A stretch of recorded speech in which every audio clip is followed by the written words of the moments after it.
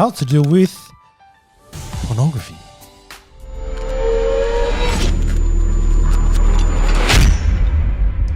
Pornography comes from the Greek word porneia, which in English means the word fornication or sexual immorality, whichever one you're more familiar with. There's so many different types and forms of fornication, but basically it means the practice of selling access to one's body. One of the biggest strongholds that people are bound by is pornography and its ability to draw the perception of your eyes and create instantaneous bursts of dopamine that triggers the mind to go into a state of pleasure. And the dangers of instant on-demand dopamine releases is that it will have the exact same effect on you the same way as it affects a person on drugs. This is the reason why people go to rehab, because it's a place that helps people improve on abilities that they may need for daily life, which they may have lost because of side effects of the drugs. And that's similar to this as well. You may need some kind of rehab to help develop your journey to overcoming, and here's a few suggestions that you can put into place to help you.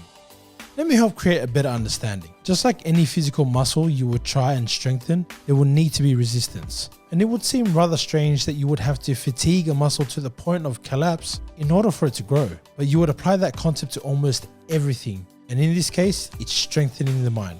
And this is crucial for a starting point. 2 Corinthians chapter 10 verse 46 says, "For the weapons of our warfare are not carnal, but mighty in God for pulling down strongholds, casting down arguments and every high thing that exalts itself against the knowledge of God, bringing every thought into captivity to the obedience of Christ, and being ready to punish all disobedience when your obedience is fulfilled."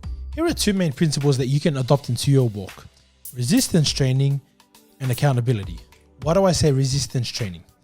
In James chapter 4 verse 7 it says, "Therefore submit to God, resist the devil, and he will flee from you." So with resistance training, first thing you want to do is deal with the urges. Don't just have knowledge of your issue, but start implementing safety precautions for having it exposed and dealt with in front of you rather than having the issue hidden behind you. Another point, fleeing.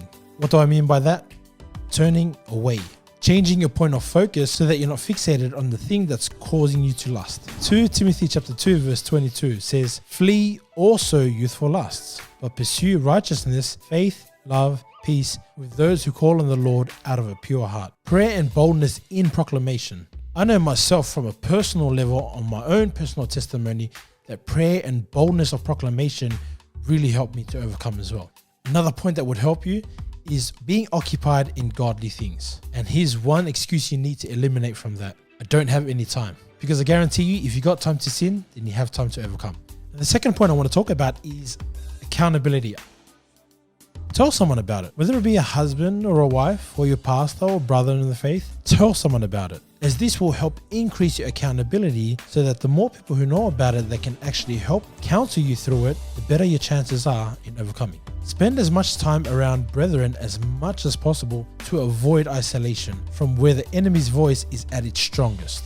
Detach yourself from the materials that give you easy access to it. Phones, magazines, beaches, or whatever causes you to yield to the enemy's trap. Again, the phone isn't bad, going to the beach isn't bad, but if you have to spend some time away to help yourself overcome, then let it be. Understand something. Pursuing God with all your heart, mind, soul, and strength will always open the door to the hidden things of the heart. The question really is, do you want your darkness exposed?